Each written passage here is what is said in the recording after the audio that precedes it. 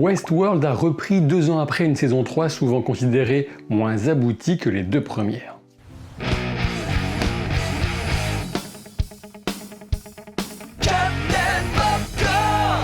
Cette saison 4 semble plutôt bien commencer avec une photographie soignée des interprètes toujours aussi charismatiques, la musique de Ramin Djawadi et une ambiance futuriste plutôt plausible si on met de côté la crise climatique majeure qui semble avoir été oubliée au passage. Et puis ce premier épisode qui a pour titre Augure nous amène déjà son lot de questions, la moindre des choses avec une série à énigmes et mystères, même si l'essentiel doit rester le parcours des personnages et la façon dont la série parvient à emporter avec elle le spectateur. Je couvrirai chacun des 8 épisodes de la série et je vous invite à vous abonner à la chaîne pour ne rien manquer. Et dans le cas contraire, quelques mouches viendront vous chatouiller cette nuit et vous n'aurez plus à vous poser la moindre question. La Dolores dans le corps de Charlotte Hale, celle que je nomme Doloroth pour le plaisir d'un nom affreux, a de toute évidence affermi son emprise sur l'empire technologique issu de Delos. Le clone de William, l'homme en noir si vous préférez, dont la personnalité humaine a été copiée dans un corps d'hôte, mène à bien les projets de Doloroth et notamment la récupération de puissants serveurs de stockage de données dont l'énergie provient d'un barrage. Un barrage dans un lieu reculé aux allures désertiques, voilà qui pourrait correspondre éventuellement au site même du parc Westworld qui avait été submergé en fin de saison 2, rappelez-vous. A priori, dans cette introduction, on se situe aux alentours de 2060, soit 7 ans après les événements de la saison 3. Voilà qui implique que la fameuse guerre de fin de saison 3 n'a pas duré très longtemps et que Caleb n'a pas traîné pour avoir sa petite fille, Frankie. Si Doloroth veut récupérer ce vaste système de stockage, c'est certainement parce que c'est là que sont stockées les données de la vallée au-delà, qu'on appelle aussi le Sublime, cet Éden virtuel où la plupart des hôtes se sont échappés en fin de saison 2. Potentiellement, et sauf possible erreur de ma part, on pourrait imaginer que les données de la Forge s'y trouvent également, vous savez, celles collectées sur les clients des parcs de Delos au cours des années. Exactement comme je l'imaginais à partir d'une bonne annonce, Doloroth a développé une technologie de contrôle des humains à partir de nanorobots, les fameuses mouches, dont l'importance est soulignée dès le nouveau générique d'intro. De même, la tour représentée comme tissée de fils dans ce même générique vient positionner Doloroth comme l'araignée au centre d'un piège mortel pour l'espèce humaine. Puisque nous y sommes, restons sur ces images du générique pour évoquer celle de la création d'un corps qui pourrait aussi bien être celui d'un hôte que d'un être humain. Cette figure des 2 cercles qui viennent se croiser et se superposer pourrait figurer la façon dont les 2 espèces pourraient en quelque sorte se rejoindre. Enfin, la multiplication de ces prisons tubulaires transparentes enfermant des gens indéterminés pourrait représenter cette juxtaposition des enfers individuels qui pourrait permettre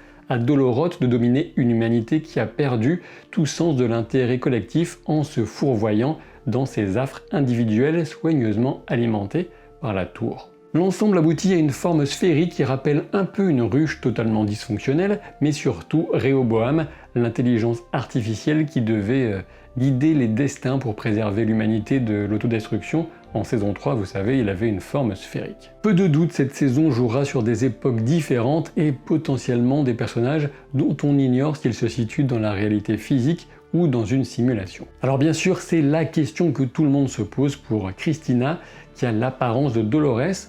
On retrouve bien sûr le plan en plongée zénitale au-dessus d'elle alors qu'elle s'éveille dans son lit comme Dolores au début de chacun de ses cycles en première saison.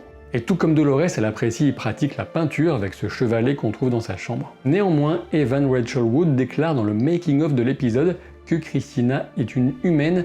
Alors évidemment, il peut s'agir d'un mensonge ou plus probablement d'une semi-vérité. Alors Christina est-elle dans une simulation virtuelle ou dans un parc ? Impossible pour l'instant d'en être sûr, mais j'aurais tendance à penser et à dire qu'elle se trouve dans la réalité. C'est du moins ce qui me semblerait de loin le plus intéressant. L'épisode donne volontairement des pistes pour nous amener à penser qu'elle est dans un parc, ça ne m'a pas échappé. Tout d'abord, il y a les hommes qu'elle croise dans un escalier et qui discutent de cette fameuse expérience, mais je pense qu'ils évoquent un autre parc, celui de l'époque de la Prohibition qu'on verra plus tard dans la saison, notamment via Maeve et Caleb. Toutefois, le moment le plus troublant reste sans doute l'agression de Peter, avec l'intervention de l'inconnu et leur disparition extrêmement rapide. On pourrait sans doute voir dans cette disparition le signe que Christina a été momentanément arrêtée, le temps que l'équipe de maintenance de l'équivalent d'un parc fasse le ménage. Toutefois, cette explication ne me convainc pas vraiment. En effet, en y réfléchissant un peu, s'il s'agissait d'un parc et si Peter était un élément de trouble, il ne pourrait pas revenir aussi vite gêner Christina. Pour le moment, je pense donc que Teddy est intervenu et qu'il a été extrêmement rapide et efficace pour emmener Peter, sachant qu'il ne veut pas encore que Christina le voie et notamment pas dans de telles circonstances. Afin de réfléchir un peu plus loin, admettons que Christina se trouve dans la réalité. La mésaventure de Peter nous apprend que les histoires violentes et tragiques qu'elle écrit pour les personnages non joueurs des jeux de la société Olympiade sont utilisées pour déterminer la vie de certains humains. Le logo de la société Olympiade correspond à celui de Delos accompagné de son double symétrique.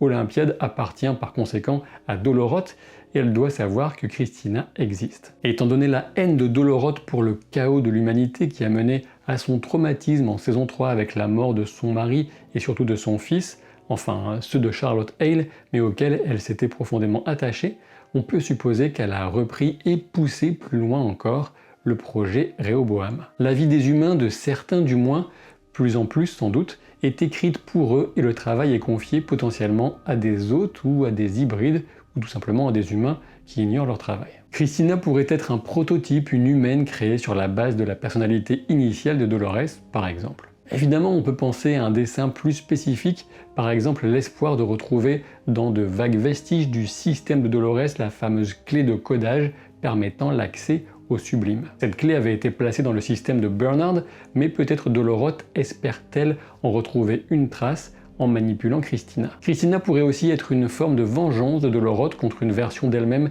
qu'elle déteste, cette Dolores qu'elle estime trop gentille et naïve, celle qui cherchait encore à libérer l'humanité en saison 3, celle qui choisirait une paire de chaussures blanches par exemple. Et de ce fait, dans la vision du monde de Doloroth, vivre une triste vie humaine dénuée de sens pourrait être une punition adéquate pour cette autre version d'elle-même. Ce qui est clair, c'est que Christina supporte mal les normes sociales d'hypocrisie, de faux-semblants, de cynisme, le tout soutenu chez les autres par la consommation massive des fameuses tablettes, des psychotropes qui permettent de juguler toutes les formes de mal-être ou de remise en question. Durant le rendez-vous avec le type du restaurant, on retrouve dans ses remarques le total manque de considération et de finesse qui faisait, il faut bien le reconnaître, l'essentiel des clients du parc Westworld. Et oui, vous savez, les PNJ ne sont que de la chair à canon, sous-entendu, les autres, on en fait ce qu'on veut. Admettons donc que Christina se trouve dans la réalité et elle écrit la vie de certains humains sans le savoir,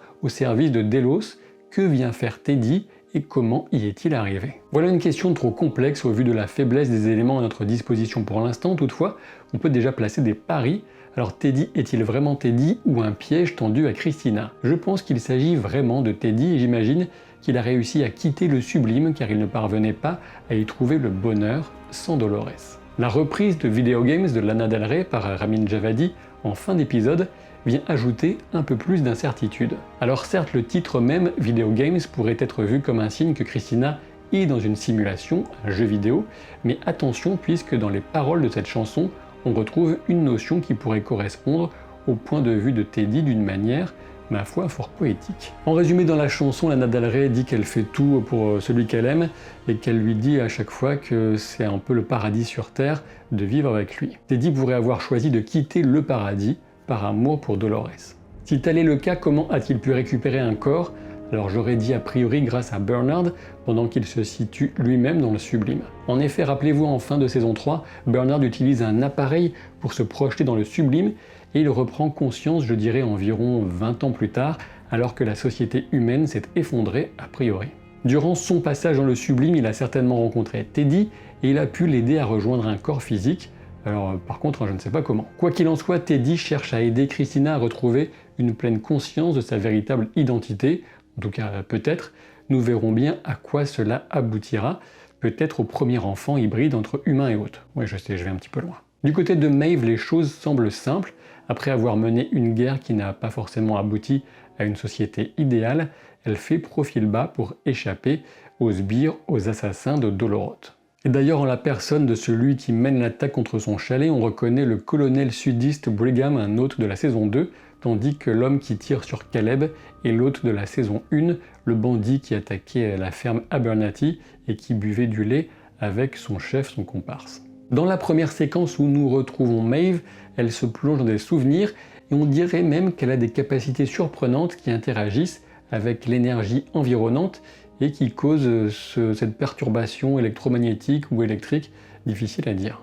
Dans son flot de souvenirs, et notamment celui de cette mission commando avec Caleb, on peut se demander s'il s'agit bien d'un élément de sa mémoire ou au contraire d'une vision du futur, sachant quand même que l'épisode s'appelle Augure. Les augures désignaient les prêtres romains chargés de lire les présages, et par extension le terme désigne de nos jours essentiellement les présages eux-mêmes. Sachant qu'elle tente à un moment de dissuader Caleb de la suivre après l'avoir sauvé, on peut se demander si elle ne craint pas sa mort, tout comme l'épouse de ce dernier. Autre référence possible du mot auguries en VO, le poème Auguries of Innocence de William Blake, dont Ford récitait le début en saison 2, alors que Bernard le retrouvait sous forme de programme. Rappelez-vous, c'était dans le saloon.